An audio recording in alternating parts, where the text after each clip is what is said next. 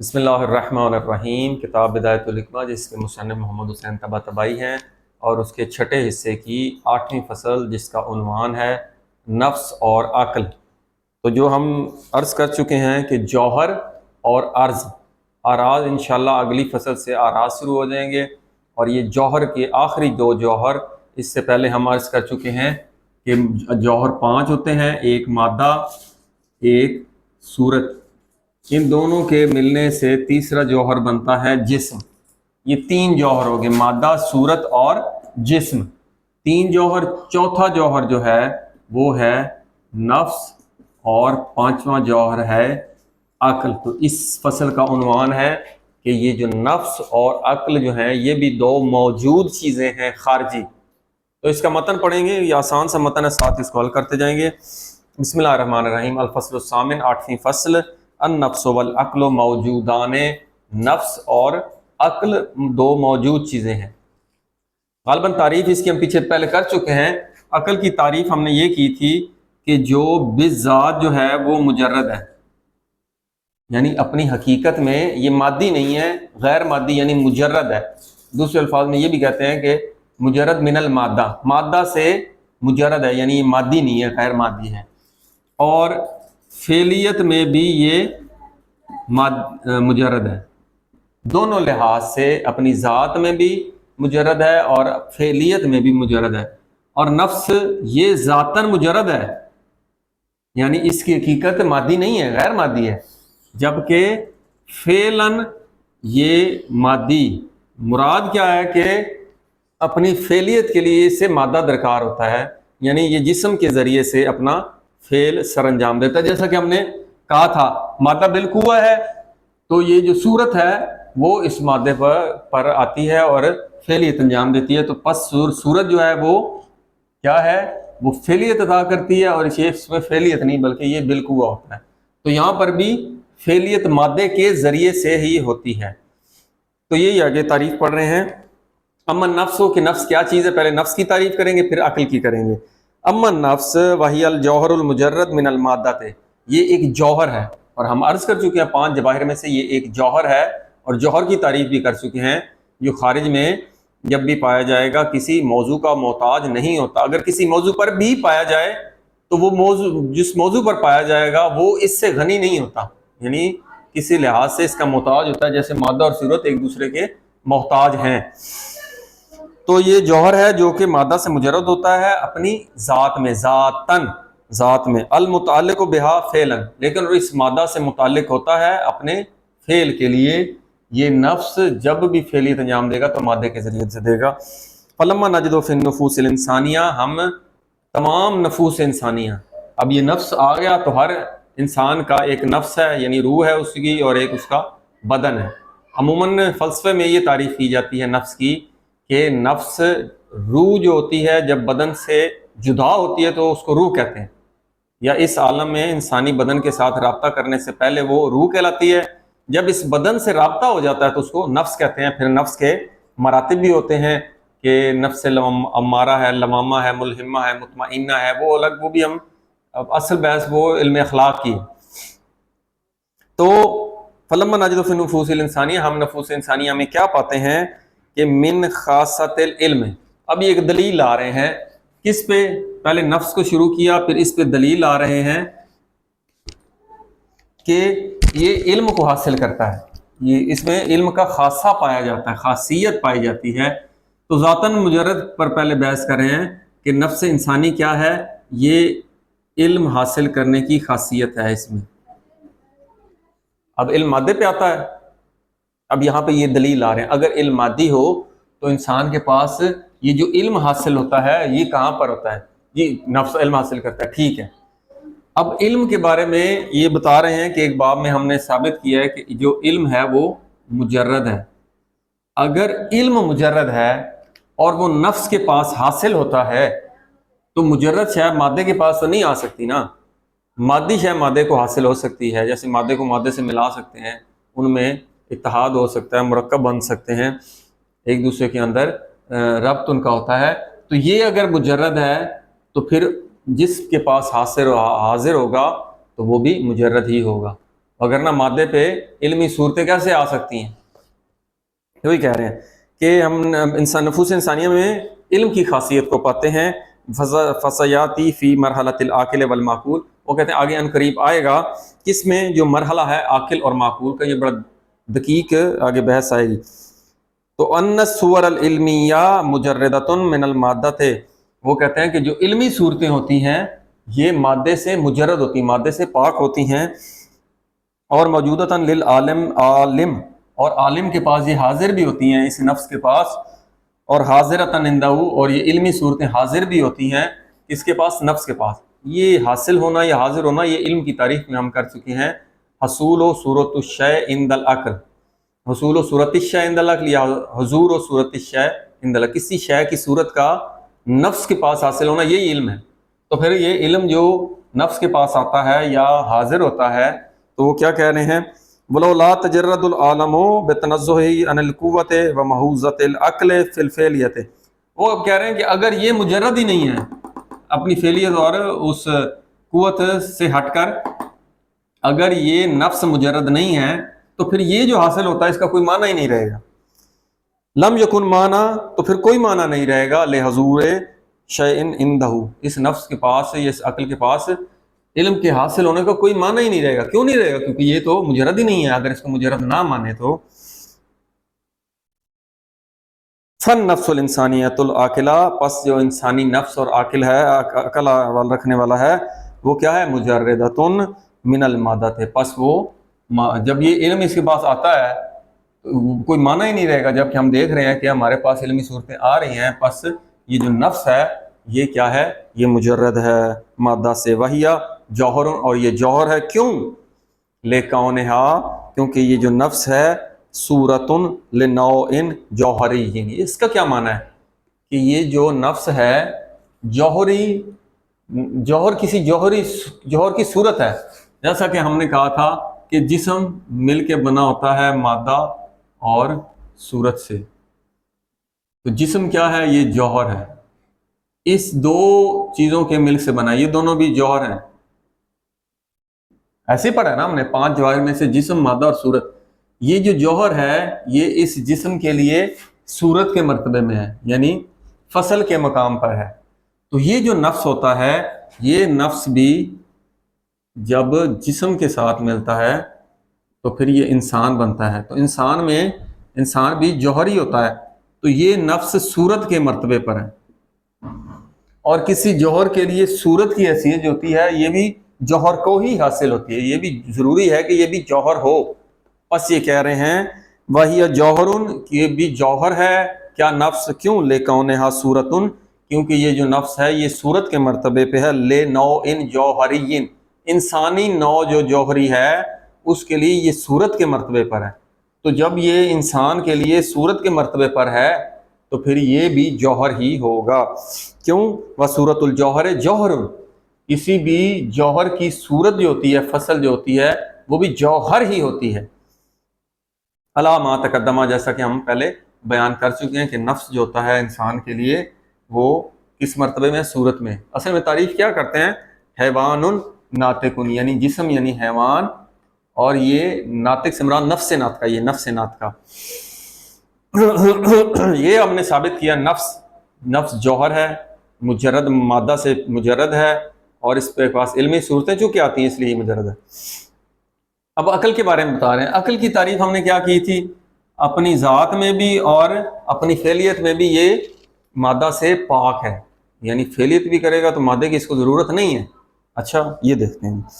وَأَمَّا الْعَقْلُ فَلَمَّا سَيَأْتِي، یہ بھی کہہ رہے ہیں کہ انشاءاللہ آگے آئے گا ان قریب کہ ان النفس، کہ یہ جو نفس ہوتا ہے فی مرتبۃ العقل الحیولانی، یہ حیولانی عقل کے مرتبے میں امر بالقوہ. اب یہ بتانا ہے، جیسا کہ ہم نے کہا تھا یہ بیج ہے، اس سے درخت بننا ہے، ٹھیک ہے؟ تو اس میں قوت پائی جاتی ہے، یہ بالقوہ ہے بیج، اس میں صلاحیت پائی جاتی ہے درخت بننے کی، اس لیے اس کو کہتے ہیں بالقوہ. تو یہ جو وہ کہہ رہے ہیں کہ نفس کا ایک مرتبہ ہوتا ہے جب اس کے پاس علمی صورتیں حاصل نہیں ہوتی. مثال دیں، بچہ پیدا ہوا ہے، عقل تو رکھتا ہے لیکن اس میں صورتیں نہیں آتی، پھر وہ خارج سے صورتوں کو لیتا ہے. یہ ایک دقیق بحث ہے، آگے آئے گی عاقل اور معقول کے مرحلے میں ہم دیکھیں گے کہ انسان خارج سے کیا کیا حاصل کرتا ہے یا اس کے نفس سے کیا چیز حاضر ہوتی ہے اس کے لیے، یہ تفصیلی بحث آ گئی۔ فی الحال تو یہ ہے کہ نفس کے پاس جب صورتیں نہیں ہوتی، جب پیدا ہوتا ہے بچہ یا کم عمر کا ہوتا ہے، اس وقت اس کو کہتے ہیں بالقوہ، کیونکہ اس کے پاس علمی صورتیں نہیں ہوتی، لیکن اس میں یہ صلاحیت پائی جاتی ہے کہ علمی صورتوں کو حاصل کر لے۔ ہر کسی کی عقل کی ایک صلاحیت ہے، جتنی وہ خارج سے وہ علم حاصل کر سکتا ہے۔ اس مرتبے میں جب نفس بالقوہ ہوتا ہے، اس کو کہتے ہیں عقل ہیولانی۔ تو یہ ہیولانی کیوں کہا ہے؟ ہیولا سے نکلا ہے۔ ہیولا ہم نے پڑھا تھا مادہ کے بارے میں، مادہ اولا کو مادہ ہیولا کہتے ہیں، یعنی بالقوہ کے لیے یہ لفظ استعمال ہوتا ہے۔ تو بس یہ کہنا چاہ رہے ہیں کہ یہ جو نفس ہوتا ہے، کب؟ جب یہ عقل ہیولانی کے مرتبے میں یہ اس میں قوت پائی جاتی ہے، فعلیت نہیں ہوتی۔ کس کی نسبت سے؟ اس نفس بالقوہ کی کس سے نسبت؟ وہ نفس جب اس کے پاس صورت خارجیہ یا صورت عقلیہ، اس کو یوں کہہ لیں مثال کے طور پر، اس میں صورتیں پائی جائیں، کہتے ہیں بن نسبت الی صورت، وہ صورت کی نسبت سے جو معقول ہوتی ہیں، حاصل ہوتی ہیں اس نفس کو، اس کے مقابلے میں اس کو کیا کہتے ہیں؟ بالقوہ۔ اب وہ کہہ رہے ہیں یہ بات تو ٹھیک ہوگی، لیکن وہ کہہ رہے ہیں کہ یہ جو فیضان ہوتا ہے صورتوں کا، یہ تو بالقوہ ہو گیا، اس میں جو صورتیں آتی ہیں وہ کہاں سے آتی ہیں؟ مادہ پر تو صورت، اس صورت کی وجہ سے صورتیں آتی ہیں، اس مادہ پر صورت آتی ہے۔ تو یہ جو اس نفس بالقوہ پر یہ جو علمی صورتیں آ رہی ہیں، ایک تو خارجی ہوتی ہیں، جزئی کہلاتی ہیں، ایک ہوتی ہے کلی، وہ کہاں سے آتی ہیں؟ فالذی، وہ چیز، یفیزو، جو فیضان کرتی ہے، علیہا، اس نفس پر، الفعلیت و فیفیہ، اس میں جو فعلیت کا فیضان دیتی ہے اس کو، وہ الفعلیت فیہ، اس میں فعلیت دیتی ہے، یمتنع، ممتنع ہے کہ ان یکونو نفسہ، وہ ممتنع ہے کہ وہ اس کا نفس ہو۔ جو چیز اس کو فعلیت عطا کرتی ہے وہ یقیناً خود نفس نہیں ہے، ظاہر باہر سے آ رہی ہے، اسی لیے کہہ رہا ہے ممتنع ہے کہ وہ اس نفس کا خود ہی وجود ہو، ذاتی وجود ہو جو اس کو فعلیت عطا کرے۔ کیوں؟ کیونکہ اس کو تو ہم نے بالقوہ مانا ہے، تو وہ اس کا نفس تو خود نہیں ہو سکتا جو فعلیت عطا کرے۔ بس جو اس نفس بالقوہ کو فعلیت عطا کرتا ہے وہ اس کا غیر ہونا چاہیے، ایک بات، دوسرا وہ مجرد ہونا چاہیے جو اس کو فعلیت عطا کر رہا ہے، تو وہ عقلی ہے۔ تو یمتنع یکون نفسہا، تو پھر ممتنع ہے کہ وہ جو فعلیت عطا کر رہا ہے اس نفس کو، وہ اس نفس کا خود ہی ذاتی وجود ہو، اور در حالانکہ وہیہ بالقوہ، یہ تو بالقوہ ہے، تو فعلیت کہاں سے آ گئی؟ اس میں فعلیت ہے ہی نہیں۔ ولا امر مادی مفروض، نہ ہی وہ مادی امر ہے جو اس کو فعلیت عطا کرے، کیونکہ یہ تو ہم نے مجرد تصور کیا ہے، مجرد شے کو غیر مادی کیسے فعلیت عطا کر سکتا ہے؟ یہی ہم نے یہاں پہ بھی بحث کی تھی۔ بس اب نتیجتاً کہہ رہے ہیں مفیزھا، جو اس پر فیضان دیتا ہے، اس نفس کو افاضہ کرتا ہے اس کو پر صورتوں کی، وہ کیا ہے؟ جوہر مجرد، وہ ایک مجرد جوہر ہے، منزہ عن القوت والامکان، جو اس کو فعلیت عطا کر رہا ہے، صورتیں عطا کر رہا ہے، لازمی ہے کہ وہ مادہ سے مجرد بھی ہو اور اس میں قوت بھی نہ ہو اور امکان بھی نہ ہو، کیونکہ قوت تو بالقوہ ہے، اگر قوت ہوگی تو فعلیت نہیں عطا کر سکتا، تو یہ فعلی ہونا چاہیے، یہ جو ہے۔ تو یہ ایک جو ہوگا اسے عقل کہیں گے، جو اس کو فعلیت عطا کر رہا ہے، وہ العقل، اور وہ عقل ہے۔ آگے وَأَيْضًا تقدمہ، جیسا کہ پہلے گزر چکا ہے کہ ان مفیز الفعلیت للانواع، کہ جو انواع کو فعلیت عطا کرتا ہے، یہ صورت بھی مادے کو فعلیت عطا کرتا ہے، یہاں پہ عقل بھی نفس کو فعلیت عطا کرتا ہے۔ وہ کہتے ہیں جو فعلیت کا فیضان عطا کرتا ہے انواع مادیہ کو، بے جال المادہ و صورت، مادہ اور صورت کو جال کر کے جو ان کو فعلیت عطا کرتا ہے۔ ہم پیچھے پڑھ چکے ہیں کہ مادہ اور صورت اس مادے کے لیے علت شرطیہ ہے، اس کو کہتے ہیں یعنی شرط العلہ، شریک العلہ، لیکن اس کے مادے کے وجود کے لیے یہ حقیقی علت تامہ نہیں ہے، بلکہ ان دونوں کی علت تامہ کیا ہے؟ ایک مجرد جوہر ہے۔ تو وہ کہہ رہے ہیں یہاں پر بھی ایسے ہی ہے کہ مادی انواع میں جو ان کو جال کر کے وجود دے کر ان آدم جو فعلیت عطا کرنے والا وجود ہے، اور وہ استحفاظ المادہ بالصورت، اور مادہ پر جو صورتوں کی حفاظت کرتا ہے، اس مادے پر یہ جو صورتیں آتی ہیں اور اس پر محفوظ رہتی ہیں، اس کا استحفاظ ہوتا ہے، وہ کیا ہے؟ وہ اب اس کا انا مفیز یہ عربی پڑھنے والوں کے لیے ہے کہ انا کا اسم یہ مفیز الفعلیت ہے، تو آگے اس کی خبر ہے عقل مجرد، جو فعلیت عطا کرتا ہے ان مادہ اور صورت پہ، اور پھر صورت کی حفاظت کرتا ہے اس مادے پر، وہ ایک مجرد جوہر ہے، اور اس کا نام ہے عقل مجرد، اور وہ کیا ہے؟ واہوا العقل، وہ عقل ہے، وہ مجرد ہے، فل مطلوب و ثابت، پس ہمارا جو مطلوب جو ہم حاصل کرنا چاہتے ہیں، ثابت کرنا چاہتے ہیں کہ عقل مجرد ہے، وہ ثابت ہو گیا۔ وَعَلَى وُجُودِهِمَا بَرَاهِينٌ كَثِيرَةٌ اخر، یہ کہہ رہے ہیں اس کے علاوہ اس پر بہت سے برہان قائم کیے گئے ہیں، کیونکہ یہ ایک اختصار کے ساتھ ہے، تو اس سے جو بڑی کتابیں ہیں، مثلاً ملادس احادیث بدواری کی کتاب ہے شرح منظومہ، اور اس دوسری کتابوں میں بہت سارے براہین دیے گئے ہیں۔ سیاتی الاشارۃ الی بعض، اس کی طرف ان قریب اشارہ آئے گا۔ اب خاتمہ یہ ہے کہ من خواص الجوہر انہ لا تضاد فیہ، اب یہ خصوصیت بیان کی ہے کہ یہ جو تمام جوہر ہیں، مادہ، صورت، جسم، نفس اور عقل، وہ کہتے ہیں ان میں تضاد نہیں ہے۔ کون سا تضاد؟ جو ایک مثلا کالا ہے اور جہاں کالا ہے وہاں سفید نہیں آ سکتا، یہ دو چیزیں جو ضدین ہیں ایک دوسرے کے لیے اکٹھی نہیں ہو سکتی، وہ کہتے ہیں جوہر کی خصوصیات میں سے ہے کہ ان میں تضاد نہیں ہے۔ اچھا تضاد نہیں ہے تو پھر اکٹھی ہو سکتی ہیں، ہوتی ہیں مادہ اور صورت، جبکہ ہم یہ کلی ہم نے کہا تھا تباین بھی رکھتی ہیں ایک لحاظ سے۔ وہ کہتے ہیں یہ جو تضاد کی آپ تعریف کر رہے ہیں، فلسفے میں تضاد کی تعریف یہ ہے کہ وہ چیزیں، دو چیزیں یا دو اشیاء جو ایک ہی موضوع پر ایک وقت میں صادق نہ ہے۔ مثلا ایک یہ وائٹ بورڈ ہے، اس کو اب اگر ہم کالا کر دیں، یہ موضوع کہلائے گا، کیونکہ موضوع کی شرط ہے یہاں پہ تضاد میں، ایک موضوع پر اگر ہم نے سارا اس کو کالا کر دیا ہے، جب یہ کالا ہے تو کوئی اور کلر نہیں ہو سکتا، جب تک اس کالے کو اٹھا کے پھر اس پر سرخ کر دیں گے یا نیلا کر دیں گے۔ تو یہ تعریف ہے ایک ہی موضوع پر ایک وقت میں دونوں صادق نہیں آتی، یہ تضاد ہے فلسفے میں۔ تو ان میں یہ تضاد والا موضوع نہیں ہے کہ ایک وقت میں ایک مقام پر اکٹھا ہونا، کیونکہ وہ موضوع ایک ہے، اس میں شرط ہے۔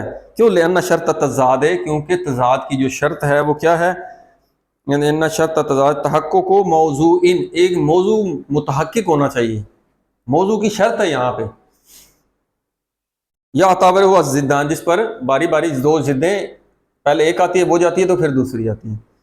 ولا موضوع للجوہر، جبکہ جوہر کے لیے یہ موضوع ہی نہیں ہے، یہ جواہر ہیں ان میں موضوع ہی نہیں ہے، تو پھر یہاں پہ ضدان کا ایک اعتبار ہی نہیں آئے گا۔ یہ کہہ رہے ہیں کہ تمام جواہر میں تضاد نہیں ہے، کیونکہ ان میں موضوع کی شرط نہیں۔ کیوں؟ کیونکہ یہ خود موضوع ہیں، ہم نے کہا ہے کہ موضوع کے محتاج نہیں ہوتے، خود موضوع ہیں، جبکہ وہ جو صفت ہے، جو عرض ہے، وہ کالا کسی شے پر آنا، دو چیزیں ایک موضوع پر اکٹھی نہیں ہو سکتی، جو ان پر آ رہی ہیں وہ آراز ہیں، جیسے کالا رنگ، نیلا رنگ، پیلا رنگ، دوسری چیزیں، جبکہ یہ خود جوہر ہیں، خود موضوع ہیں۔ بلکہ جواہر مسئلہ تضاد کا وہاں آتا ہے جب آراز جو ہیں کسی ایک موضوع پر اکٹھے دو نہیں آ سکتے۔ انشاءاللہ یہ آپ کو سمجھ آ گئی ہوگی۔ والحمدللہ رب العالمین۔